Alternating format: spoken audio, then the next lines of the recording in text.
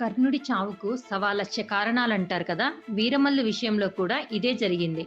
30 రోజుల సీన్ 3 రోజులు, 8 గంటల కాల్ షీట్ 2 గంటలకు పడిపోయినప్పుడే సినిమా క్వాలిటీ అమాంతం పడిపోయిందని మనం ముందుగానే అర్థం చేసుకోవాలి.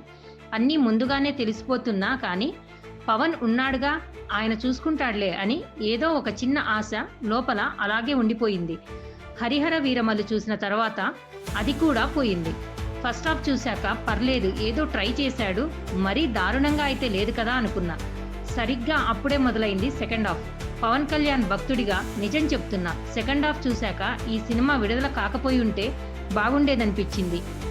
సీజీ వర్క్ ఇంత దారుణంగా ఒక సినిమాకు చేయొచ్చని ఇది చూశాకే అర్థమైంది.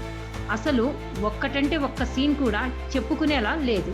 ఫస్ట్ హాఫ్ బాగుందని సంతోషించే లోపే సెకండ్ హాఫ్ భయపెట్టింది. చిన్న చిన్న సినిమాలకు కూడా ఎంతో అద్భుతమైన గ్రాఫిక్స్ చేసుకుంటున్న ఈ రోజుల్లో పవన్ కళ్యాణ్ లాంటి సూపర్ స్టార్ సినిమాలో ఉన్న ఇలాంటి సీజీ చేశారంటే తప్పెవరిది? ఇందులో పవన్ తప్పు కూడా ఉంది. ఆయన ఉన్న బిజీకి ఇలాంటి సబ్జెక్ట్ ఓకే చేయడమే తప్పు. చేశాక ఖచ్చితంగా డేట్స్ ఇవ్వాలి. ఇవ్వకుండా చుట్టేస్తాం అంటే ఇలాంటి ఫలితమే వస్తుంది. ఇందులో దర్శక నిర్మాతల తప్పు ఎంత ఉందో పవన్ తప్పు కూడా అంతే ఉంది. ఆయన డేట్స్ ఇవ్వలేదు, ఇచ్చిన డేట్స్ అసలు సరిపోలేదు. ఫలితం స్క్రీన్ పై కనిపించింది. సినిమాను దారుణమైన ట్రోల్ మెటీరియల్ గా నిలబెట్టింది. ఆ సీజీ దెబ్బకు కొన్ని మంచి సీన్స్ కూడా నాశనమైపోయాయి. సెకండ్ హాఫ్ కథ ఎటు వెళ్తుందో కూడా అర్థం కాలేదు. ప్రతిసారి ఒక కష్టం రావడం, హీరో వెళ్లి దాన్ని పరిష్కరించడం, ఇదే సరిపోతోంది. హిందూ ధర్మ రక్షణ అనే మంచి పాయింట్ తీసుకున్నప్పుడు దాని మీద ఇంకొన్ని మంచి సీన్స్ రాసుకొని ఉంటే బాగుండేది. అది వదిలేసి కథను ఎటో తీసుకెళ్లిపోయారు.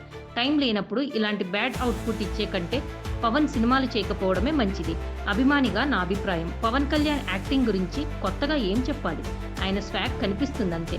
ఆయన తప్ప మిగిలిన ఏ పాత్ర గురించి పెద్దగా చెప్పుకోవడానికి లేదు. రాజమౌళి సినిమాకు వీరబాదుడు కొట్టే కీరవాణి సంగీతం కూడా జస్ట్ ఓకే. విజువల్స్ మరీ ఘోరం.